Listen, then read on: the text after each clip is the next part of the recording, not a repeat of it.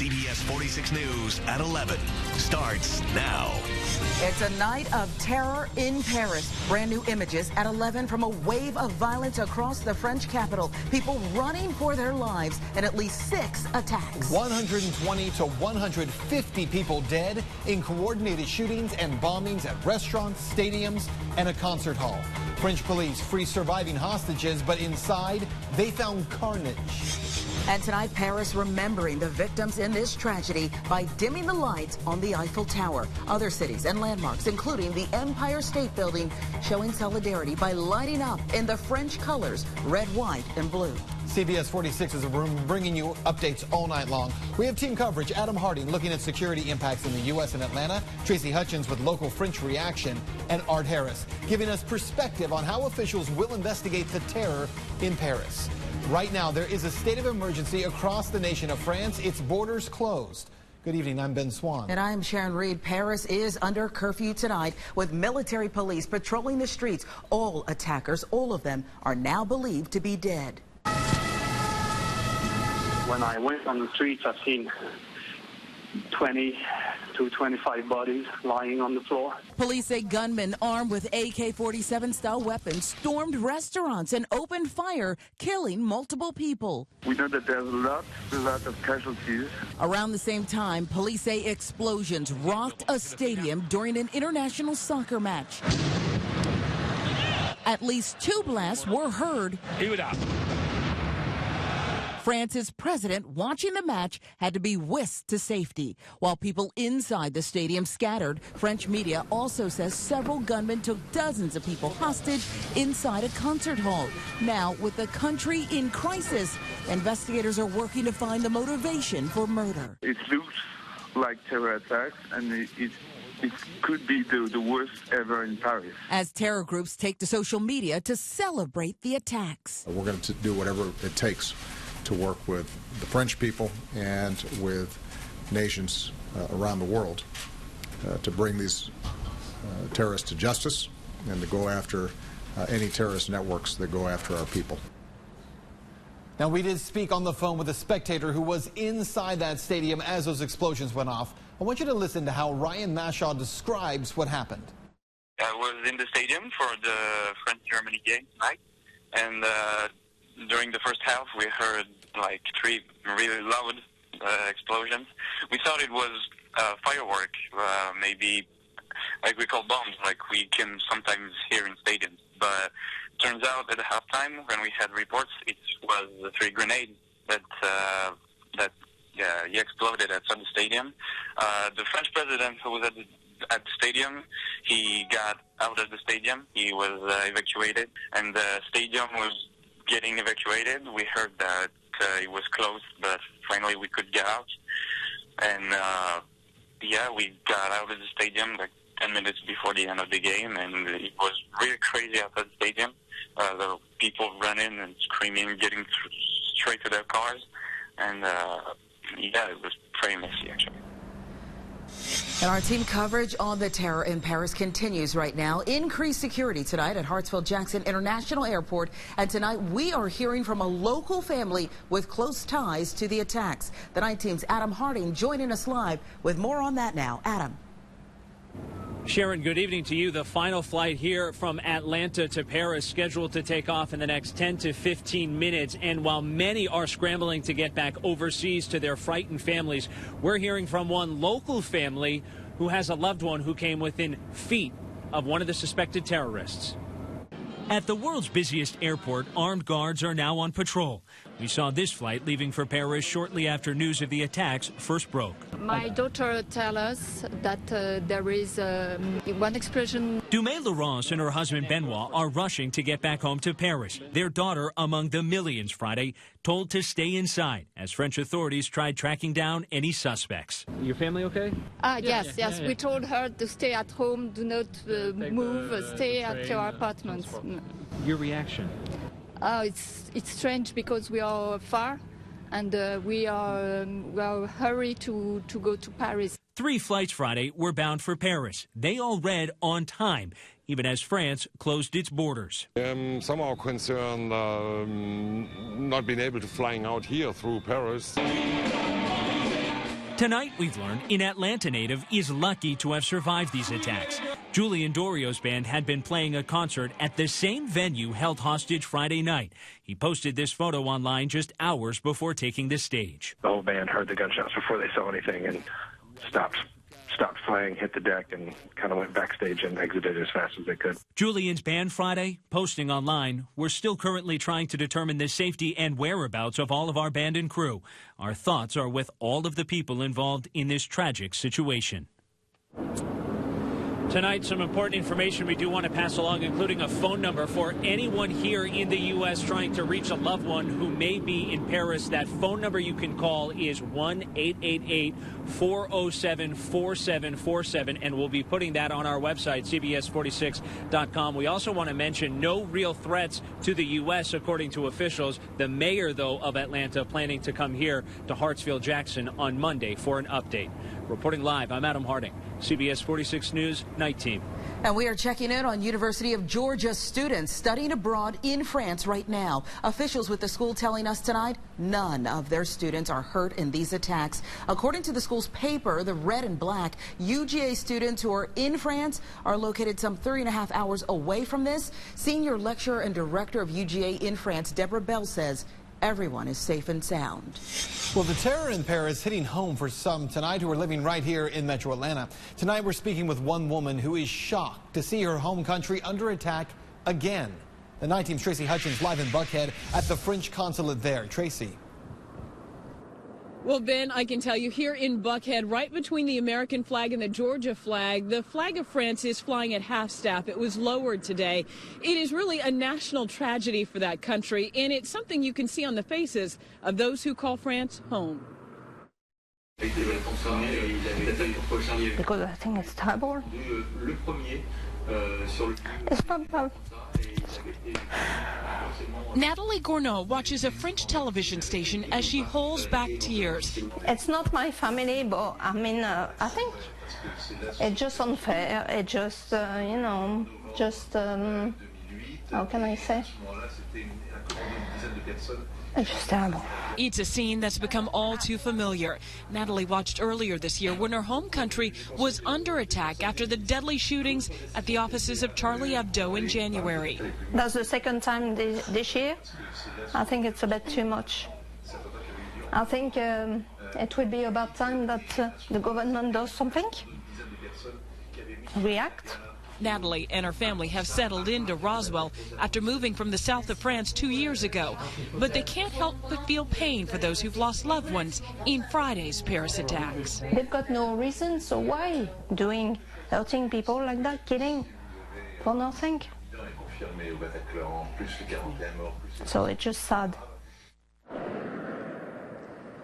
And Natalie tells us they do have friends and colleagues in Paris. They have checked in with them through social media, and she is happy to say tonight they are safe and they are fine. Reporting live in Buckhead, Tracy Hutchins, CBS 46 News, Night Team. Tracy, thank you. There are so many questions tonight about why this happened in the first place, and then, of course, what happens next in France. CBS 46 investigative reporter Art Harris has extensive knowledge on covering attacks, including bombings from Oklahoma City to the Atlanta 96 Olympic bombings. He joins us in studio right now. And Art, what exactly are investigators doing right now? So many scenes, so many dead, the evidence scattered about. What's happening right now? Right now, they have neutralized the shooters. It looks like they found suicide bombers with bomb packs on and bomb belts in the locations where they were shooting.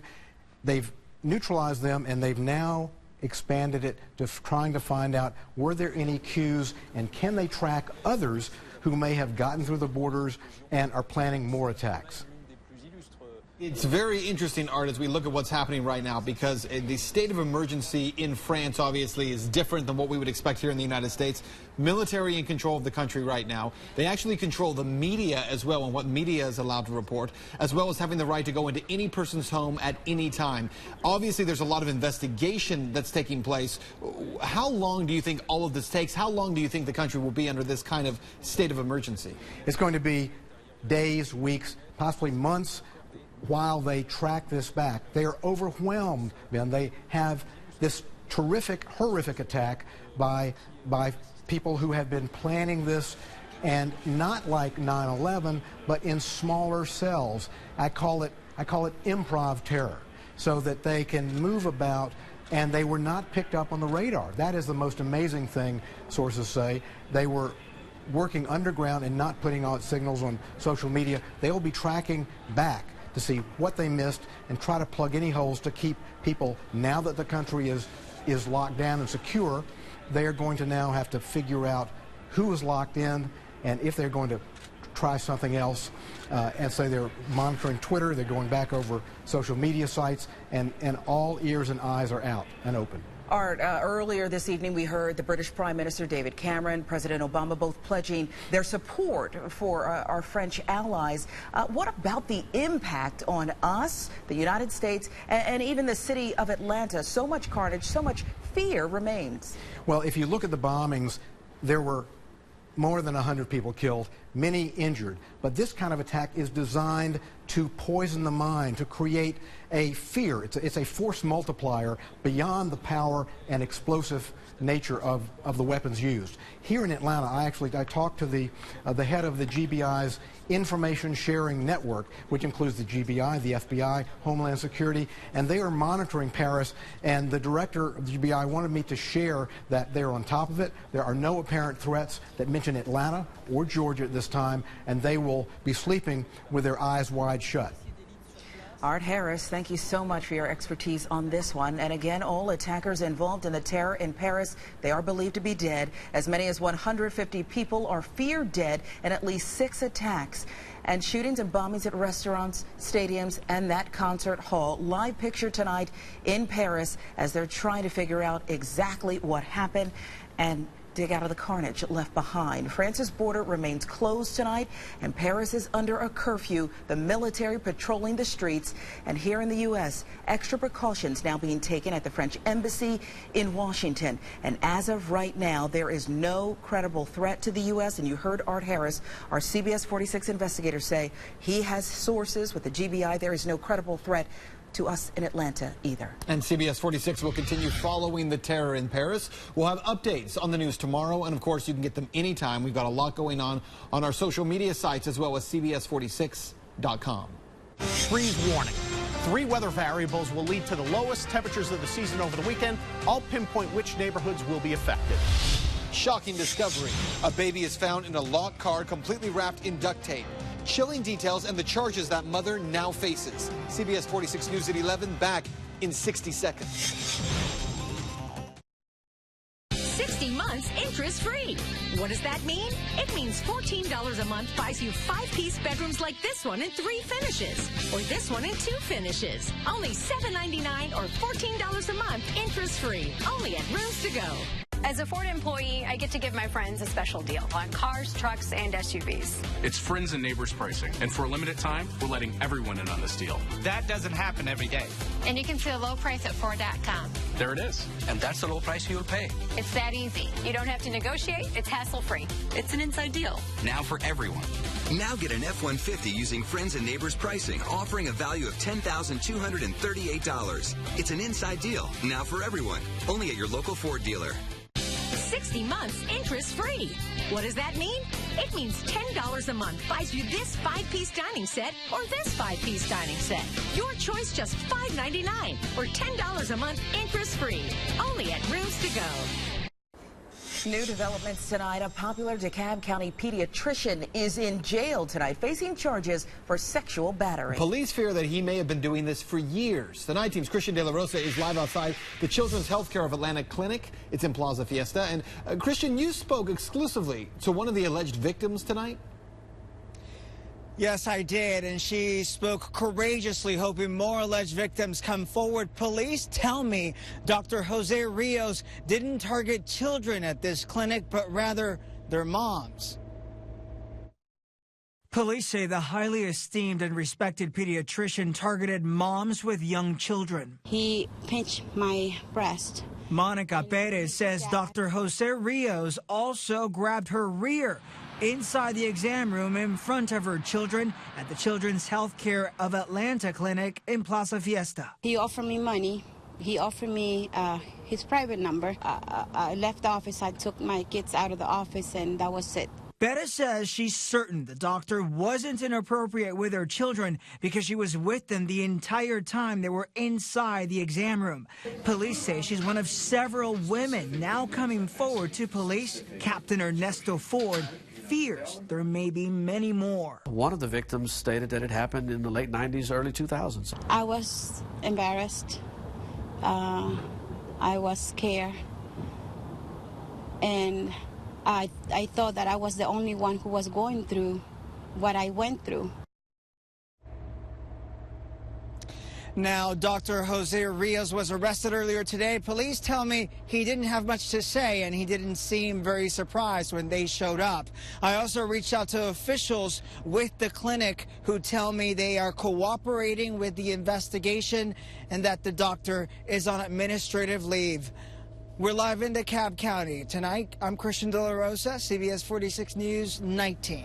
Christian, thanks. A teenage mother is behind bars in Hall County after her baby was found wrapped in cellophane and packing tape in the back seat of her locked car.